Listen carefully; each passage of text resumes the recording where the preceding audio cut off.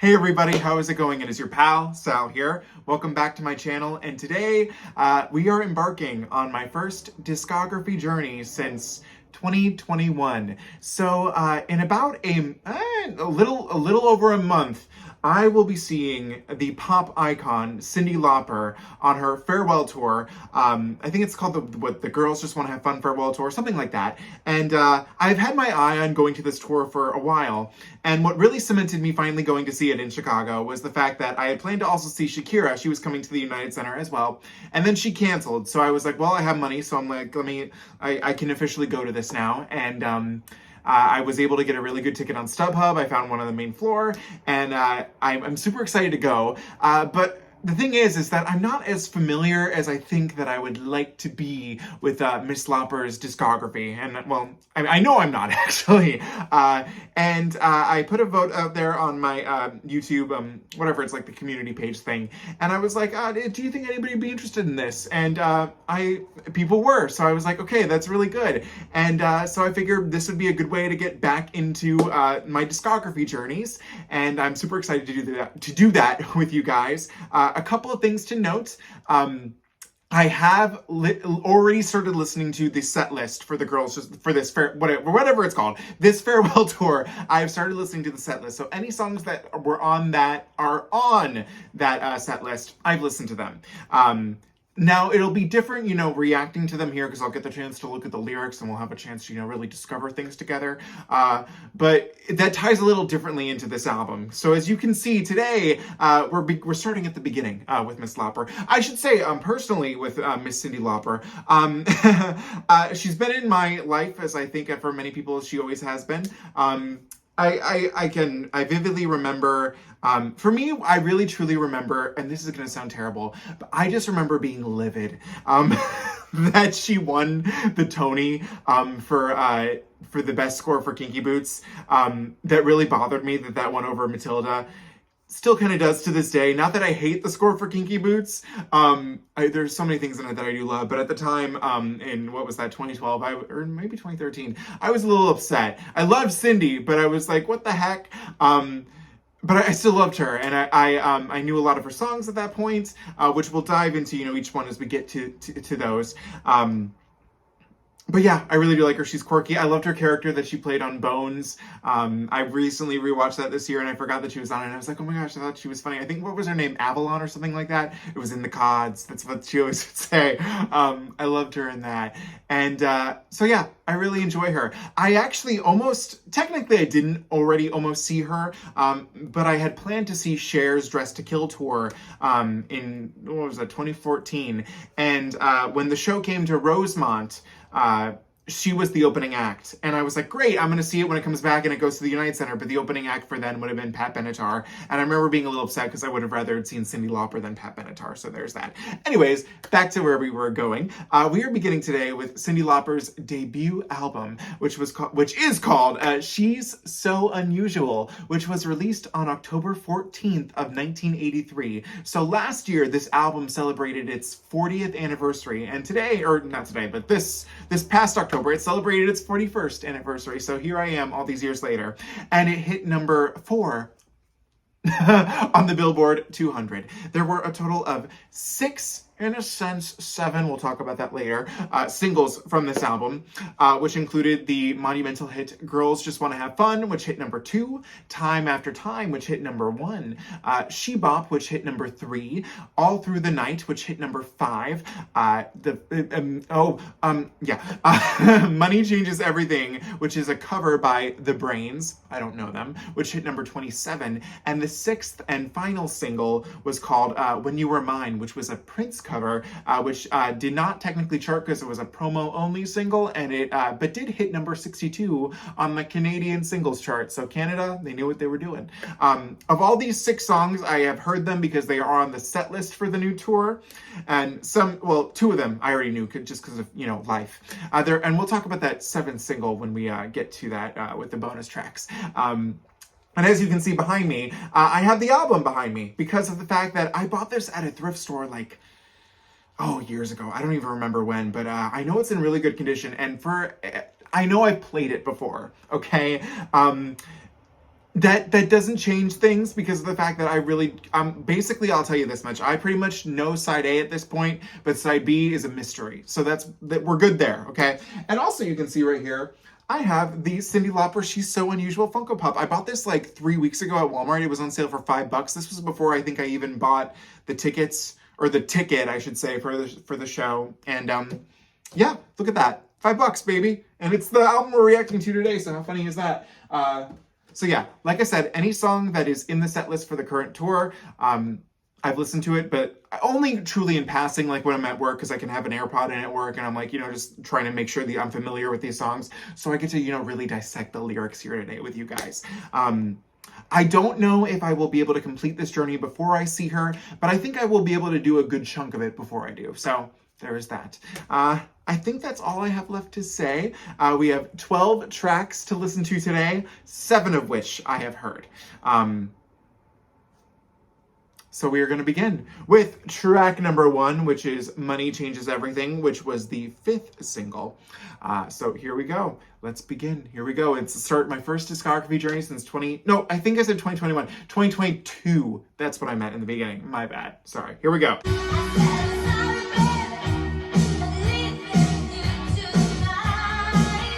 She's leaving him.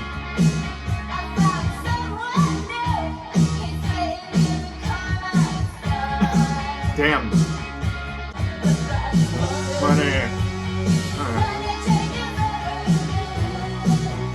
Okay, so first of all, I can say already, it's nice to have the lyrics in front of me because I think I was just like, again, one AirPod in, it's different from, being able to do this and actually understanding the lyrics, So this song is actually, I like it a little more now.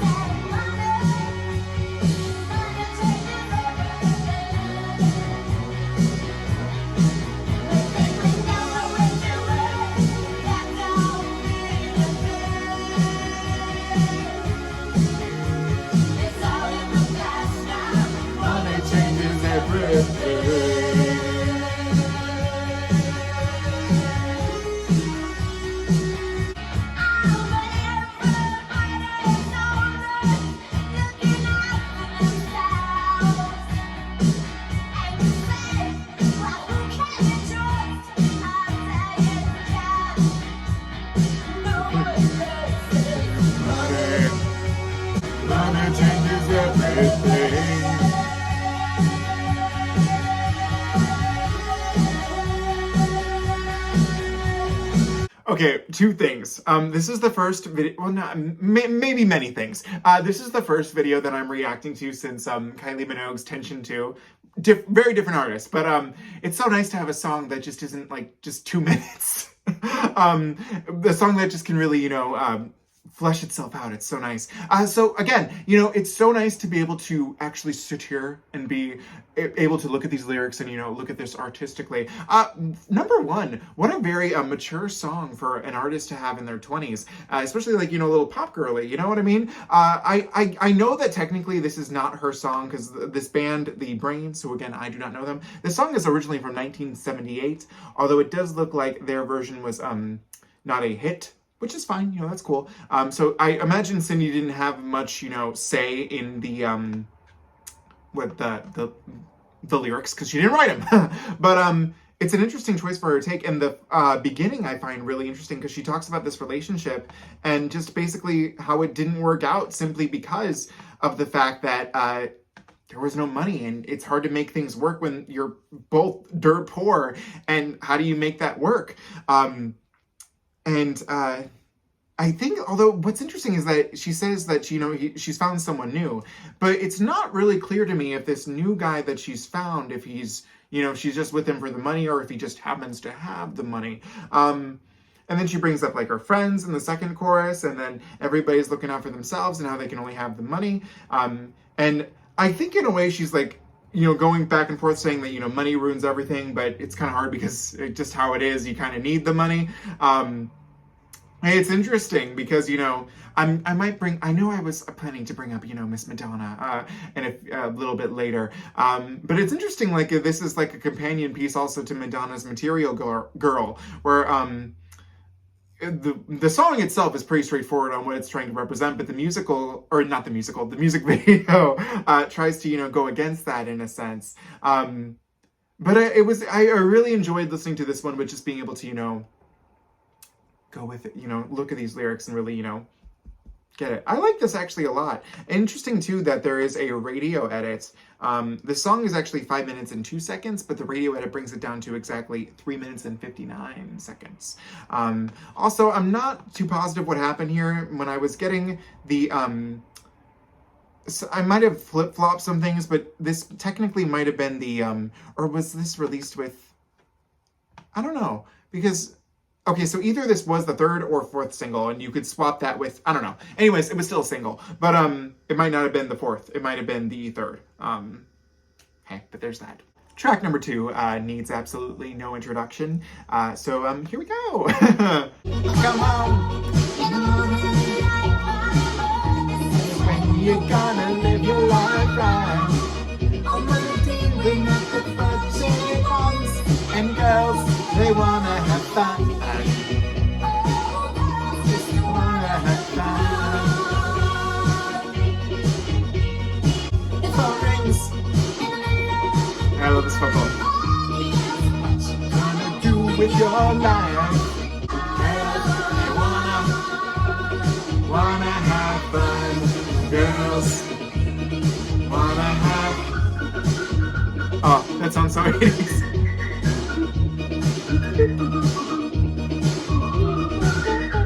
Okay, it's kind of hard to say anything about, you know, a classic piece such as this. What's interesting to me is that I've always just, well, I was thinking, I was like, I wonder what it was like the first time I heard this. Did I just know that this was like a classic, you know what I mean? It's such a good piece. I have seen the music video for this one before. It is pure 80s iconicness. I love that. I can't wait to hear her. I know this is the finale of the show, obviously. One thing I did, I think I just like got this confused with my memory. But so I knew that there was like a different version of this by a dude, and like I knew that they did it on Glee and oh, what's his name? Finn, but I can't. Corey Monteith, and he like did like the version of it that's like the original version. And I thought in my head I was like, oh, that this was a song that she then covered, but the original was like this weird like male version that no one liked, so it wasn't a hit. Turns out that version, which was originally by Robert Hazard, never was technically released because it was just a demo. But I guess it was released. I don't know. Maybe I'm making that up in my head. Let me know if I'm wrong in the comments. But or maybe that's just the Glee version. I don't know, but I could have sworn I've heard like it somewhere else. But yeah, I mean, an iconic piece of pop history. I mean, truly, what can I say? Yeah, I am a little shocked though. I mean, this did hit number 2 on the Billboard Hot 100, but it's kind of amazing to me that this wasn't the number 1 hit. Like time after time was. I wonder what stopped this from. Can I see that? What blocked it from being number 1? Does it say? Peaked at number 2. Oh, it was it was blocked by Jump.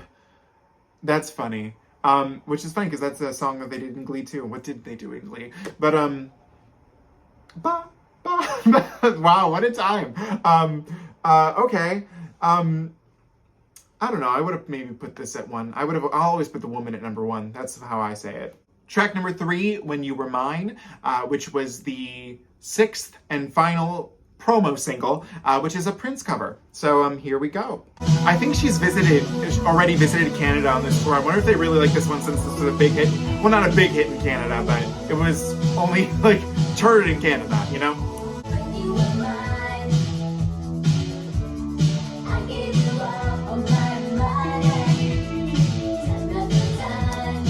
Okay, first of all, in the first 3 like lyrics in this, verses, I should say, we just had 3 song references. When you were mine, that's the title of this one song. I gave you all my money. Money changes everything. And then time after time, that's our next song that's coming up after this. Okay, again, I know that I told you guys that I have been just listening to these in my ear, but I never picked that up.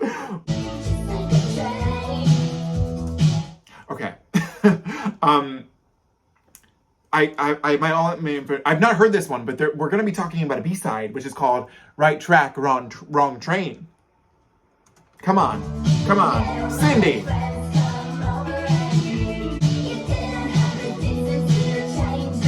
Okay.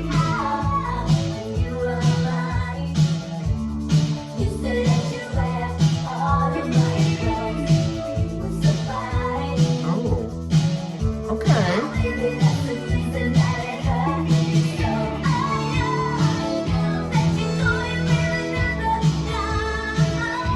Whoa! He's gay?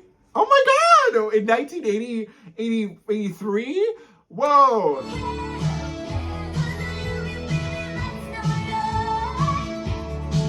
Oh my god!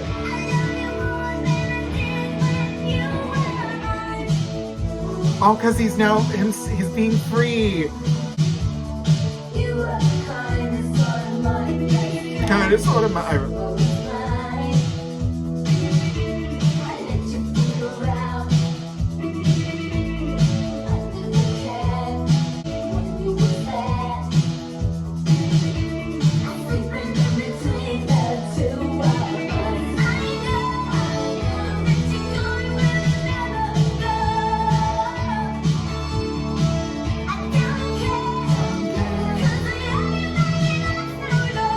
Go, Cyndi. Okay. A little spooky there. Ooh, that guitar. Okay, that was When You Were Mine, and if this is the LGBTQ anthem that I think it is, I'm absolutely in love with it. The one thing that I want to realize halfway through, though, I'm like, so this is a cover by Prince. So let's look at this together real quick. Is the Prince version, so did she not change the lyrics? So like if Prince is saying "When You're Mine," and he's referring to a him, you know, then it would be because his girl's off with another girl. So, you know, and the 80s, you know, that's not as, you know, risque. But let's see here if like they mention that in, you know, with the Cyndi Lauper version. No, there's not much on this Wikipedia page about this. Prince, you know, the song not received it. Yeah, When You Were Mine was... No, well, but coincidentally, it's the B-side for his song called Controversy. Let me just type in Cyndi Lauper, When You Were Mine, gay. Okay, wait, there's a Reddit thread, so, well, you know, I don't want to, yeah, basically what, yeah. Whoever the shower thoughts on Reddit is from 4 years ago, they're picking up what I was putting down, or what she was putting down, I guess. But yeah, it's about how she was dating this guy. She realized, oh my god, it's the story of Fran Drescher and her husband. Oh my god. Or her ex-husband, Peta. If you watch Happily Divorced, you'll get it. Well, you don't have to, but that's her life story. Oh my god, wait. I am kind of again, you see, it's so different when you one AirPod in. And you know, here's my thing. I keep bringing this up because my greatest fear in life, I'm really proud of a lot of these videos that I put on my channel. And my greatest fear is someone just being like, he's faking it. Like that's I swear to God, it's a greatest fear because I feel like I'm not gonna say like I'm working so hard here, but I feel like I am okay. And so I feel I want to be very transparent that I've listened to this a couple of times with AirPod in my ear, not paying that close attention. So hearing it like this now, it's like, whoa. Cyndi Lauper, the LGBTQ icon, supporting her gay friend, right here, right now, right there, right now in 1983. Yes. Oh my god. Wait, I actually can't wait to hear this one. When she does it in the concert. Aww. I like this. I think actually out of so far these three, this might be my favorite now. Gay rights, babes. Come on. Track number 4 needs no introduction. It is Time After Time. Here we go.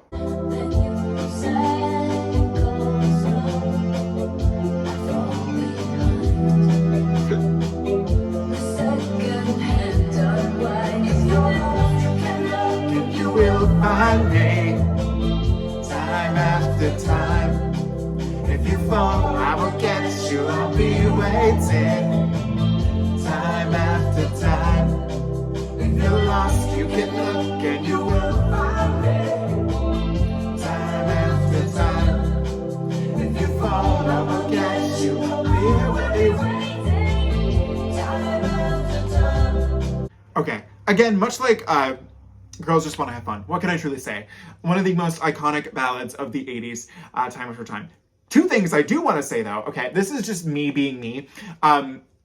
There is a video on my channel that I posted. It's the last video I posted, but not the last video I filmed.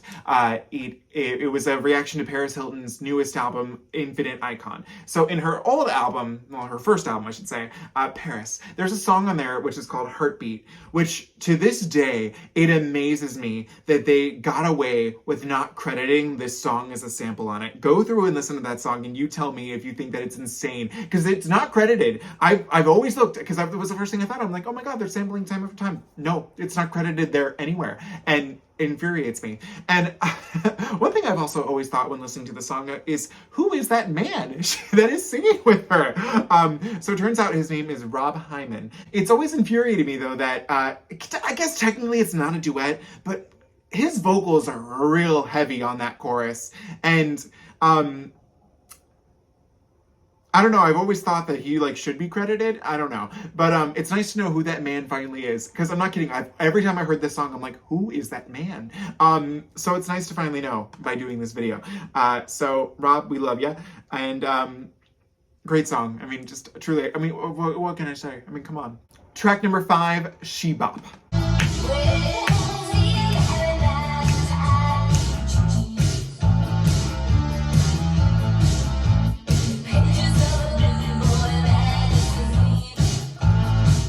Now hearing, again, this is on the set list, so I've heard this before, but now hearing these lyrics right here, I'm wondering if she's talking about her gay friend from the earlier song, so here we go.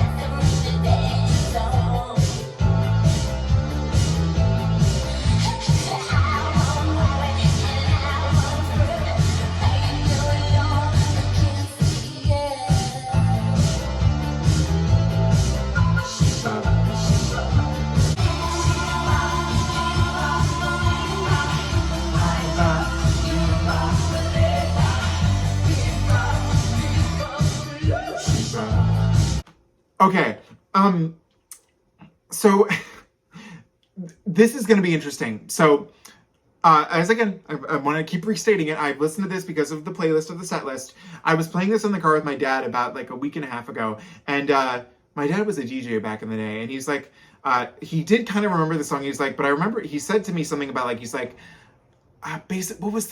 he basically that people didn't know what the song was about, and halfway through, I remembered that, and I was like, what is this song about? So I brought up Wikipedia, and this is so bizarre to me. So I'm just going to read this right here, and we can read it together. The song was considered controversial. It dealt with masturbation. It was included on the Parents Music Resource Center's Filthy 15 list due to its sexual lyrics.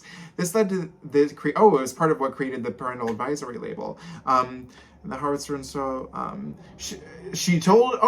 Lauper told the Howard Stern Show she recorded the vocals while nude. She stated that finding a copy of a gay men's, so her gay friend could have been involved, magazine, Blue Boy, lying around the recording studio provided the impetus for writing She Bop. The magazine mentioned in the first verse, the single has been released in, I don't know if I'm really getting, it says it dealt with masturbation. It's not about masturbation. Well, I don't know. Was I really? Wait, hang on. Maybe there's a certain lyric in here. I don't know. Do I go out with the lion's roar? When I go south, give it some more. I mean, I guess maybe when she's talking about, I'm picking up good vibration. Ooh, she bop. Do I want to go out with the lion's roar? I want to go south and get me some more. I mean, yeah, I guess you could say that, but it's funny to think that now this is. Yeah, it's funny, considering that this would cause so much controversy, because, I mean, it's a little open to interpretation, but, versus some of the things we have now and some things that would come later. The one thing that I really wanted to talk about with this, especially, this is just the first thing that popped out at me when I heard this. If you had told me that this was an outtake from Madonna's debut album, I would have believed you. So first of all, the vocals on this one, especially her lower vocals, just remind me a lot of early Madonna. And the breathy thing, it reminds me of Burning Up from the debut album. And considering this one's got a little bit of masturbation about it, that's very up Madonna's alley too. So that was the one thing I really wanted to come up here and talk about, but it's interesting how that all ties together. And again, I know like there was a lot of, there was a lot of, not controversy, but there was a lot of competition between those two coming from people, not necessarily them.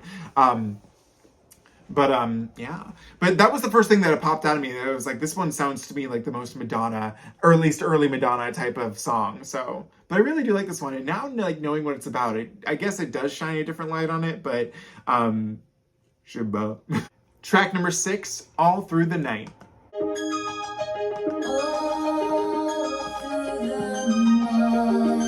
Wait, hang on. Was I wrong about something here? Hang on. Give me 1 second here, my friends. Oh, okay, great. Okay, so this song is not in the set list. I don't know why I thought it was. The title just sounded familiar. So now we are officially on songs that I have never heard. So, okay, now we are free and clear, babes.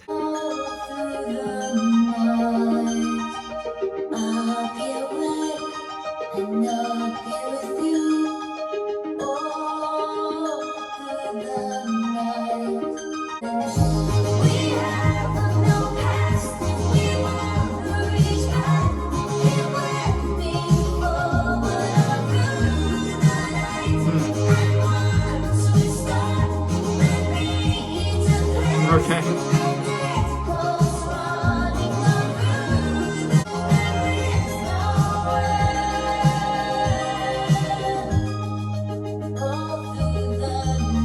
I like this part right here with nothing really behind it. It sounds so dreamlike.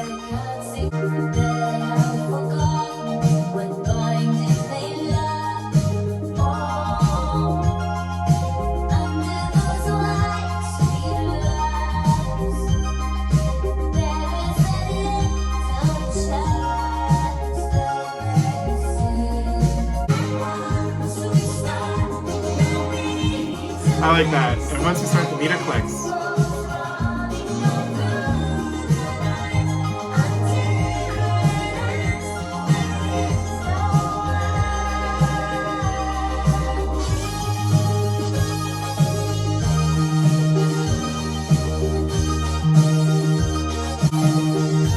That's so 80s.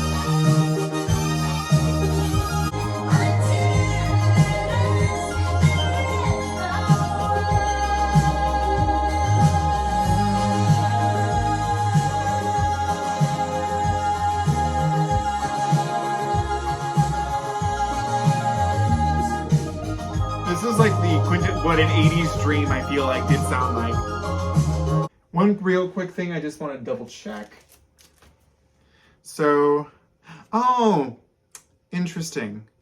I really wish that this is what began side B. So side B technically starts with She Bop, but I almost kind of wish that ended side A, but I guess they probably just couldn't fit all that onto one side. But that would have been, I think this would have been a cool opener for side B. Then again, I guess She Bop is a cool opener for side B as well too. But it also would be a cool finale for side A. I don't know. But okay, so our first track that we had not heard, and what a fun one to start off with. First of all, it sounded like a cute little fairy, 80s fairy dream. Really sweet. And it's interesting, we begin almost like there's really nothing really back in Cyndi's voice there. It's really cool how strong her voice is in this first album. And basically, she just had, her and this man, they had a real good night. And she's feeling some type of way after this night. And all I'm gonna say is that how she's feeling about this man, I really, really hope that man feels the same way about her.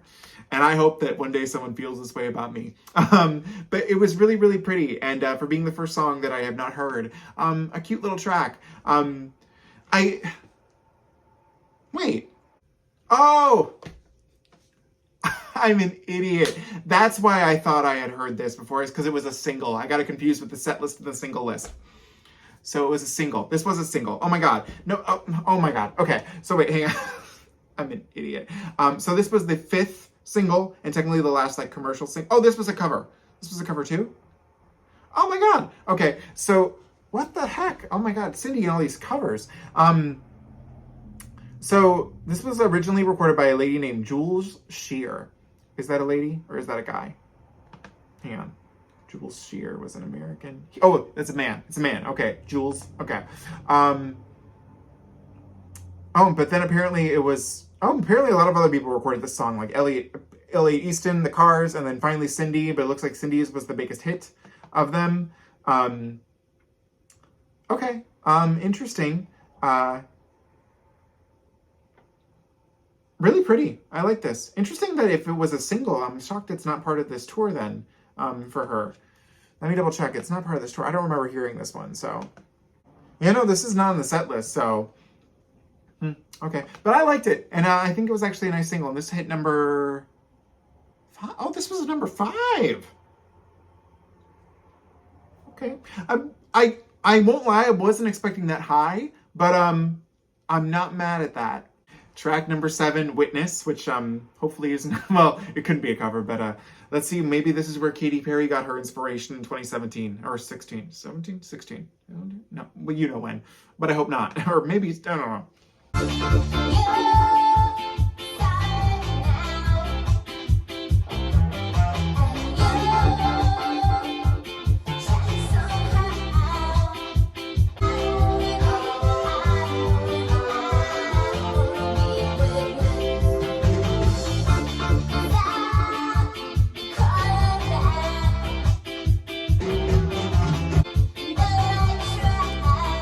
Another possible reference to our B-side. Just saying. What in the 80s video game right there?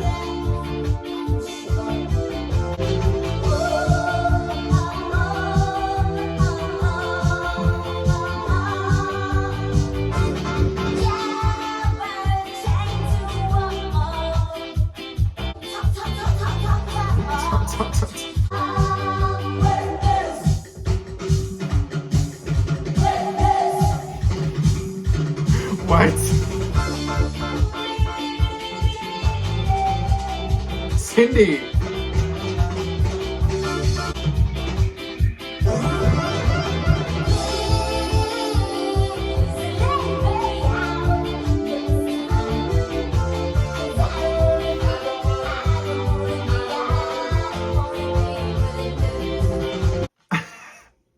Okay, that was Witness. And I can't lie, I didn't hate it. I did not hate this, but this is a little silly.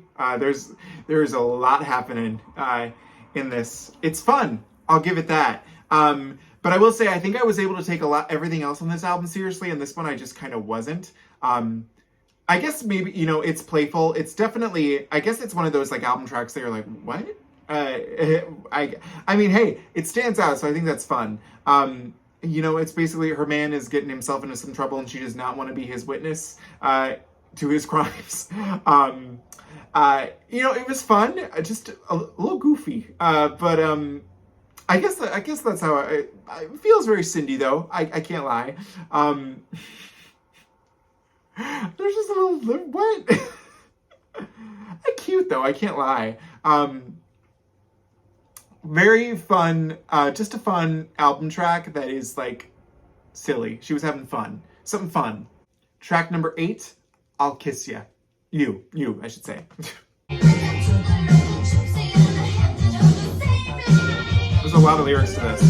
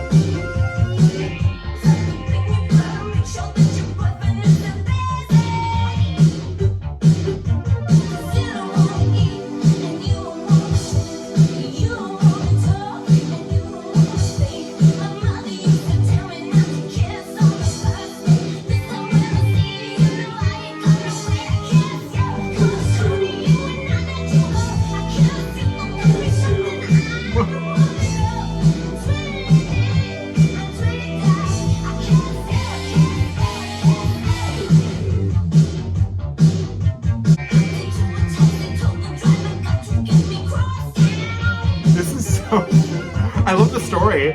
I'm really invested in this. Oh, she just finished the bottle. Okay.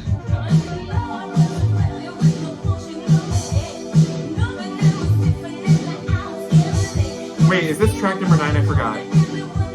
No, it's not.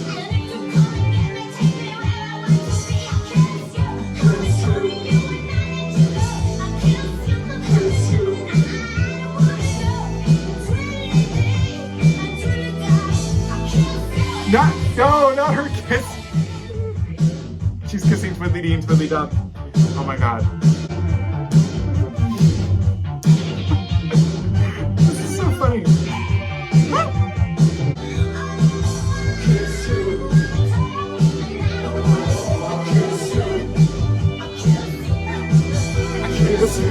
Those are very Madonna vocals too.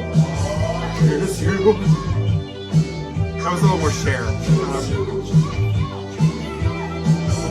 Okay, first of all, it is a crime, a missed opportunity that this is not track number 9, but in fact track number 8 when she keeps referring to Love Potion number 8 not working, but now it's Love Potion number 9.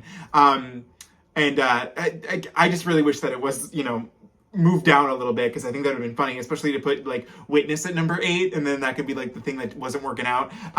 And basically the purpose of the song is that the lady gave her a potion, and it's making her kiss everybody. And this, I'm so glad that this song is about this. Okay, so right now my latest obsession has been Charmed. More specifically, the which you can see right here, the books that are tie-ins to the series of Charmed. And this is so bizarre because, okay, so this is just me being a geek right here, but so this book right here, I don't know how many Charm fans are probably watching this, but this book right here is book number 2. It's the first original book in the series, which I can't believe I get to talk about this. This is so bizarre. But this is like the first original book, because the first book in the series is just a novelization of the pilot. But the plot of this one is that a warlock invades Prue's mind, R.I.P. Shannon Doherty, and makes her kiss everybody. So basically, the premise of this book is the premise of this song. And I love that.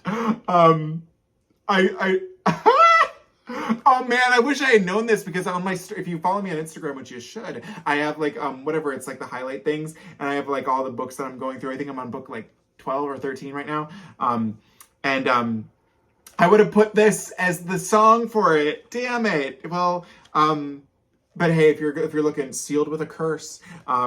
Damn. But hey, that was a fun one though. I actually really liked that one. That was another fun, like, this one I could take seriously though, because I was grooving. I was invested in the story. I was like, wow, okay. I kiss you. I like that. I really did. That was fun. Okay, we are on track number 9, which should be track number 10, but it's whatever. Which is called He's So Unusual, not She's So Unusual, because the album is She's So Unusual, but it's He's So Unusual. And interestingly enough, it is only 46 seconds. So I'm wondering if it is supposed to be an intro to the next song, but since it's not marked as an intro, we will not think of it that way. So we're going to take it on its own, although I think it probably is, but we'll find out in the end. So anyways, here we go. Track number 9, He's So Unusual. We're going to Coney Island, I feel. You talk of sweeties, bashful sweeties. Okay, so this is her I'm Breathless moment. I'm going, what no is, what's that song for? Cry Baby from I'm Breathless. Okay. One of those when I want some love, and I gotta have some love. He says, please, stop it, please. He's so unusual. Oh, okay. So yes, that is an intro for the next one. So I probably, when I have this in my iTunes, I'm going to mark that as an intro. But yeah, so that's an intro. So actually, you know what? You know what? We're actually just gonna not bother with a separate thing. So we're just gonna we're gonna go from the end of this, and we're just gonna go into track number 10, which is Yeah Yeah, which is the last song of the standard edition of the album. So let's begin again. We'll just go to the end point here, and we'll. Stop it, please. He's so unusual.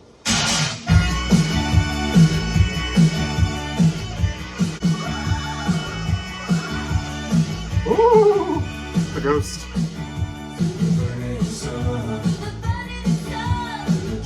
Who's that band?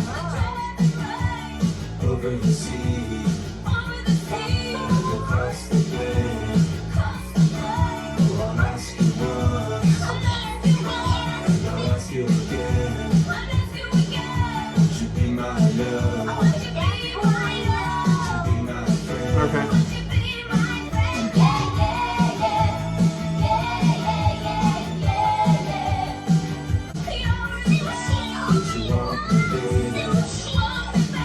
To the garden gate? Would you feel it coming? I feel so strong.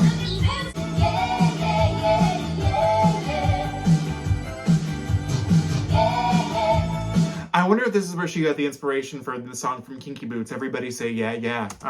What a fun tie-in to her career.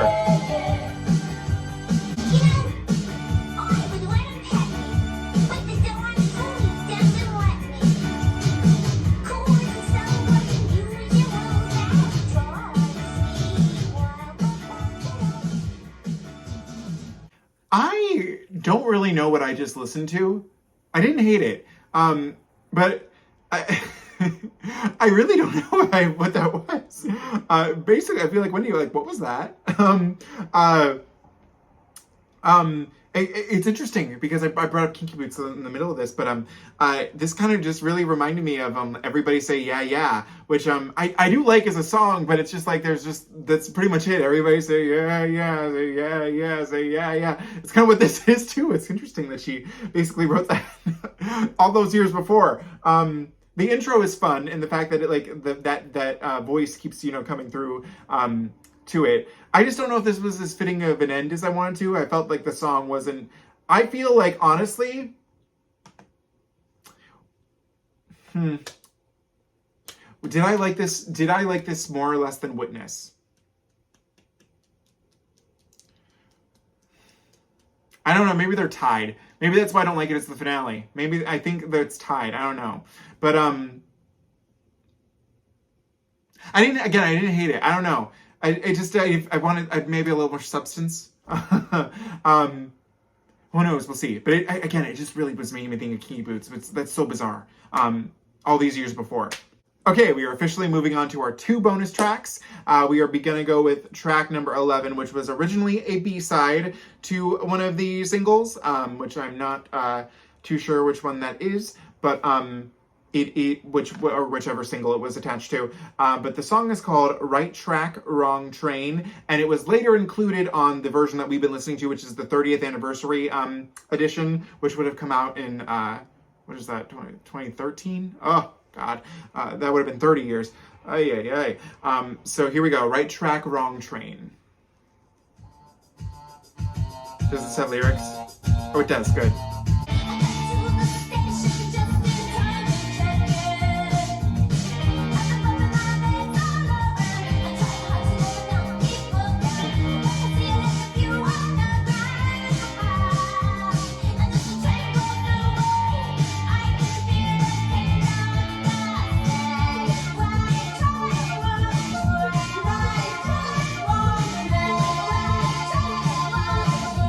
Right track. The accent.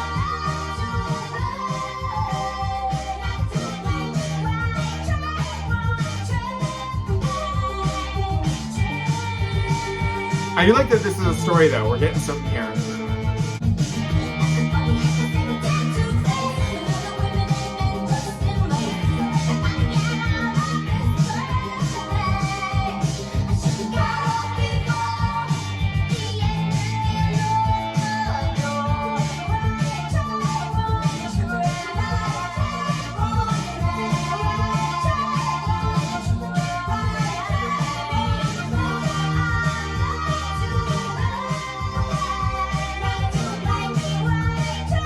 Wrong train.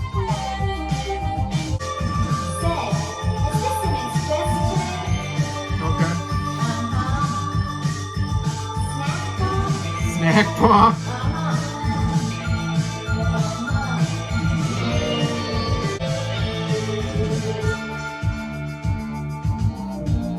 I do like that.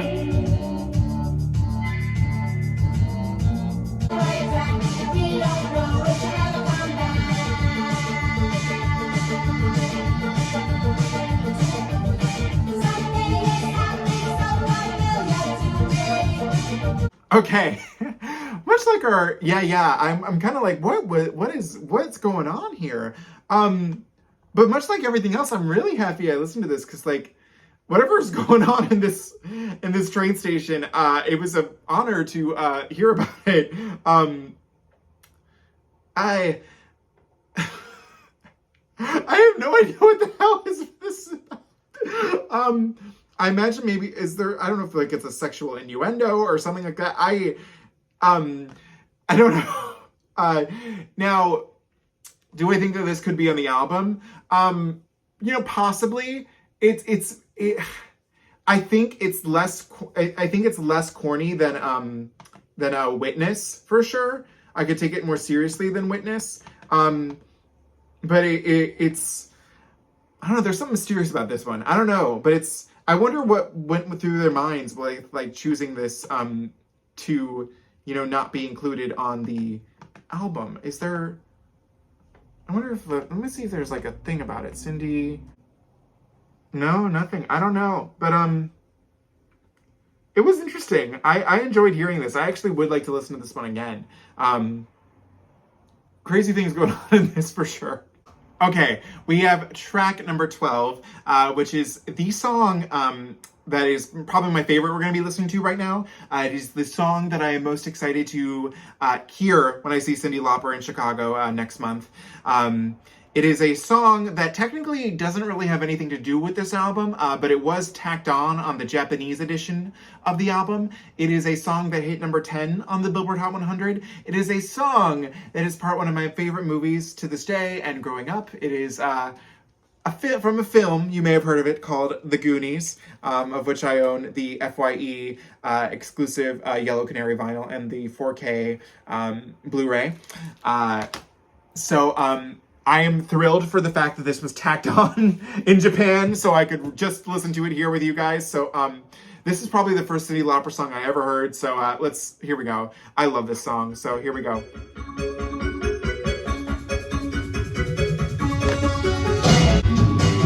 Here we are hanging on the strings of green and blues.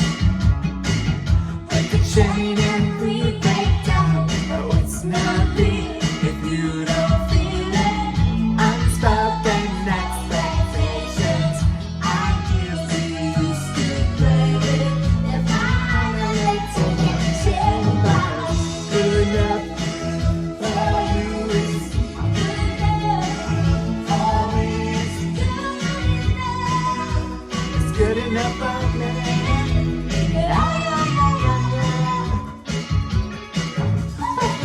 Okay, I can do it. Wait, it's not there yet. Where is it? Where is it? Old-fashioned superstition, I find too hard to break. Good enough for you is good enough. For me it's good enough. It's good enough for me.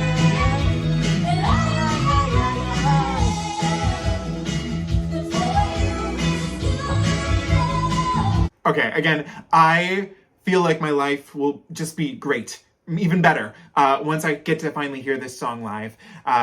Again, The Goonies has just been a part of my childhood for as long as I can remember. I distincly remember like having it on that VHS that had like, it was the black clamshell. And then I remember getting the DVD, and then at some point I had a triple feature Blu-ray with Gremlins, and then now I have the 4K, and I didn't even have to buy this because the library I work for, we were having some movie night. This was years ago, probably around when this 4K came out, and they bought the Blu-ray for like to show it, but they decided not to keep the 4K disc. They just kept the Blu-ray disc, so I got to keep the 4K disc, and I was like, yes. That's why you can see this was scratched out at the top. Yes, The Goonies, and it also was because also like my parents let me watch it because they knew it was a great movie, but it was like kind of risque for me to watch it because those kids were swearing, and I was like, oh my gosh, like how could they swearing? Data and just and Ramsey. There's a video. I forgot what it's called. It used to be called. I think it's No Spawn Parts or something like that. It's this really cool video that shows the life of who played Mama Fratelli, Anne Ramsey. She just seemed like the most. I wish I had known that about her like as a kid, but I know it's like a separate thing, but like Anne Ramsey seemed like the nicest woman who ever lived, and like her story is just really cool, like her character actor like journey and everything, and she passed away way too soon. Yeah, just everything about the Goonies I love. And this song I absolutely love. The video I love. That's one of the first like DVD special features I ever remember was watching the music video for this, and how it's like a two-parter. And I remember for a long time on YouTube, like on Cyndi's, I don't know if it's there now, but like for a while, like only part one of the music video was on Cyndi's like YouTube channel. Yeah, I love this song, and I know that I know that she hates it. She really does not like this song. I've read that before. And like the Goonies in it is like tacked on. But come on, it was a top 10 hit for a reason. It's a great song.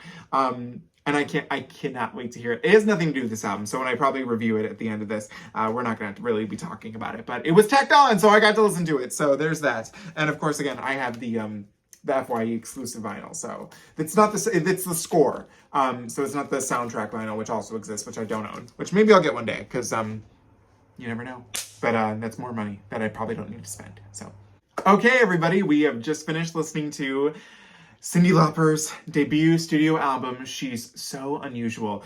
And I have to say, what a great place to start off with. I mean, of course, we had to start off with the debut, but what a solid album. And the fact that the first 6 songs are the first 6 singles, and the fact that all of these singles were pretty successful. I mean, again, technically When You Were Mine was a promo single, but I have the suspicion that if When You Were Mine was released as a regular single, I think it would have done pretty well. Just saying.